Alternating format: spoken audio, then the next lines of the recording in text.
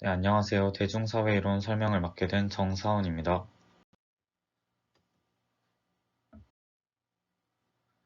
네, 첫 번째로 이론 소개입니다. 대중사회란 18세기 후반 이후 급격한 사회 변화를 거치는 서양사회에서 전통사회의 상대 개념으로 등장했습니다. 번영과 관료주의가 전통적인 사회적 유대를 약화시킨 사회인데요. 소수 상호 관련 있는 조작이나 설득이라는 도구를 사용해 사회를 움직이는 엘리트들에 의해 지배된 사회입니다. 이질성, 익명성, 상호 고립성 및 비조직성을 대중사회의 특성으로 내세우며 현대사회를 규정하고 그 본질을 설명하려는 이론입니다. 19세기 중반 서구 사회는 산업화, 도시화, 대중민주주의, 과학발전, 대중교육, 식민지주의, 공공통신 시스템 등이 발달했습니다. 이로 인해 사회적 유대가 강한 지역사회와 공통적인 공동체에서 개인이 서로 고립되어가는 대중사회로 이동이 시작됐습니다. 네, 그럼 이제 퍼블릭과 매스에 대해 알아보겠습니다. 퍼블릭이란 많은 사람들이 의견을 표현하고 의견을 받아들입니다. 대중의 의사소통 형태가 조직화되어 있어 공개적으로 표현된 의견을 즉각적이고 효과적으로 답변할 수 있는 기회가 있습니다. 이러한 과정을 통해 형성된 의견과 견해는 효과적으로 해답을 찾아냅니다. 권위 있는 기관이 대중에게 간섭하거나 침투하지 않기에 어느 정도 자율적입니다. 다음으로 매스입니다. 의견을 받는 사람보다 표현하는 사람이 훨씬 적습니다. 개인이 의견에 즉각적으로 반응하기 불가능한 경우 의사소통이 어려울 수 있습니다. 권위자에 의해 의견 표출이나 행동이 제한받을 수 있습니다. 기관의 대리인이 집단에 관여할 수 있어 기관으로부터 자율권이 훨씬 적습니다. 가장 큰 차이점은 지배적인 의사소통 방식입니다. 퍼블릭은 토론, 상승적인 느낌으로 대중매체가 토론을 확대시키고 움직이며 사람들을 이어줍니다. 그와 반대로 매스는 공식 대중매체로 대중은 그저 대중매체 내용에 노출된 미디어 시장입니다. 대중을 설득할 수 있는 수단이 생김으로써 대중 여론은 정치적, 군사적 그리고 경제적 영역 등에서 집중적으로 통제당하고 관리받을 수 있게 되었습니다. 엘리트 지배층들은 권력 보유와 권력을 얻기 위해 여론을 관리하거나 조작하는 방법을 찾아야 합니다. 권력과 미디어의 관계. 그들이 조직되고 운영되는 미디어는 미국을 대중사회로 변화시키는 도구가 되었습니다. 언론은 실질적으로 미국 사회에서 엘리트가 사용할 수 있는 도구입니다. 미디어 조직의 소유자 또는 운영자는 그 자체로 동일한 권력 엘리트의 구성원 또는 하인입니다. 시대가 흐르면서 기관의 규모와 중요성이 커지게 됩니다. 따라서 대중의 의견을 만들고 조작하는 범위와 강도도 높아졌습니다. 그에 대한 예시로 트위터 장악에 관한 기사를 하나 보여드리겠습니다. 박근혜 새누리당 비상대책위원장을 지지한 모임인 대한민국 박사모는 16일 박사모 가장 중요한 대선 활동은 트위터 활동이라고 밝혔습니다. 그는 트위터만 장악하면 대한민국 신문, 방송을 모두 장악하는 셈이 된다고 주장했습니다. 대중사회 이론은 미디어 이론과 같은 것이 아닙니다. 하지만 미디어는 사회가 변화하는 과정 속 중요한 요소이며 대중사회의 기초가 되기에 대중사회 이론과 연관되어 있습니다. 미디어는 너는 누구인가? 너는 무엇이 되고 싶고 무엇을 하고 싶나? 어떠한 방식과 기술로 목표를 이룰 것인가?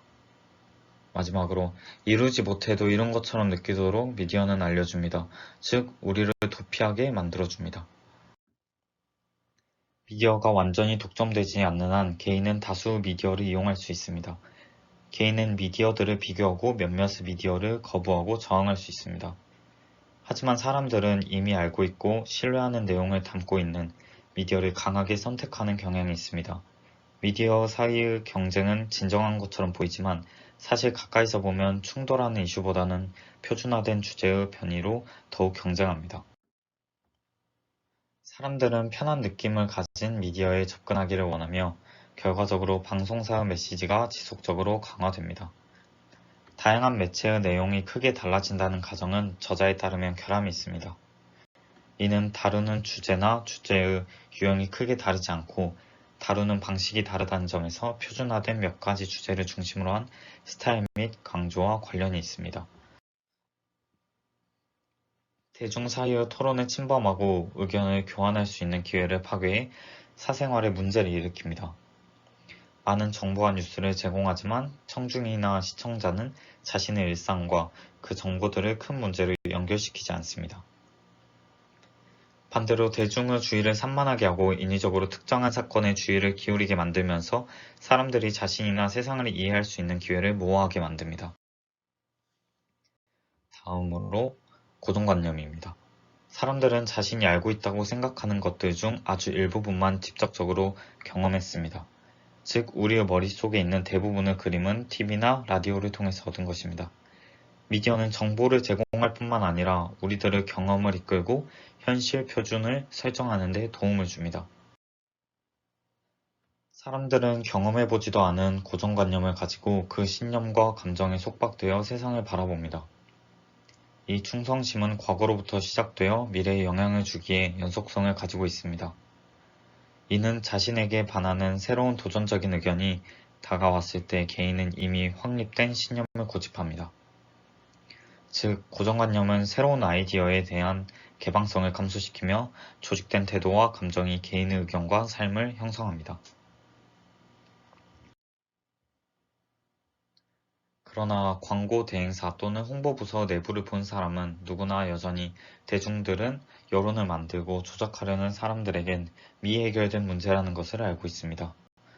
사회적 이슈에 대한 그들의 의견과 활동들, 그리고 그들의 인식은 분명히 대중매체의 의사소통에 저항하고 있다는 것을 의미합니다. 긍정적으로 본다면 대중은 고립된 개인으로 구성된 것이 아니라 서로에게 지속적이고 밀접한 영향을 주는 사람들로 구성되어 있습니다.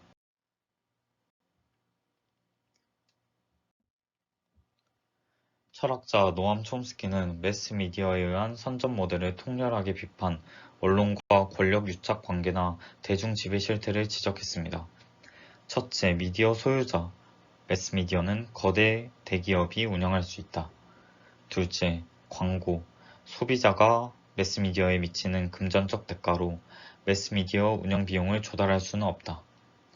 셋째, 지배층과 매스미디어는 결탁한다는 것이다.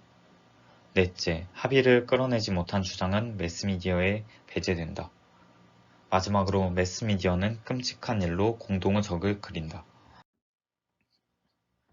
한 연구자가 1960년대를 라디오 시기라고 명명했을 만큼 라디오는 대중들에게는 거의 유일하다시피 했던 중요한 전파 매체였다. 시간이 지나면서 라디오는 대중의 일상에 침투하고 그들을 지배하기 시작했다. 서구에서는 1830년대에야 대중 개념이 통상적 용어가 되었다고 하는데 이는 산업화가 가져온 혁명적 변화에 기인한 바가 큽니다. 대중사회론의 관점에서 보면 대중 개념은 19세기 정치투쟁 과정에서 생겨나 처음엔 상업에 종사하는 중산층을 경멸적으로 지칭하다가 나중에 한 무리의 도시 산업 노동자를 지칭하는 용도로 사용되기도 했습니다.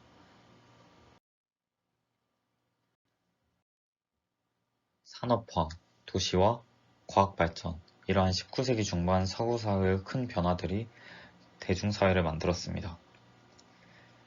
이러한 대중사회의 미디어, 엘리트, 고정관념, 대중들이 연결되어 있고 영향을 주는 이러한 것에 대해 연구하는 학문이 대중사회 이론입니다. 결론으로 대중사회 이론은 이제 미디어 소비의 사회적 맥락에 대한 과소평가로 인해 더 이상 유행하지는 않지만 그 영향력은 여전히 분명합니다. 많은 사람들은 현대사회의 물질적 발전을 누리고 있지만 몇몇은 개인의 고립과 불행으로 가까운 과거를 그리워하며 대중사회론의 무질서와 혼란을 확인한 이들과 공감합니다. 대중사회 이론은 단순히 책의 한 파트를 차지하는 이론이 아닌 수십 년 동안의 사건을 설명해주는 유익하고 영향력 있는 이론입니다.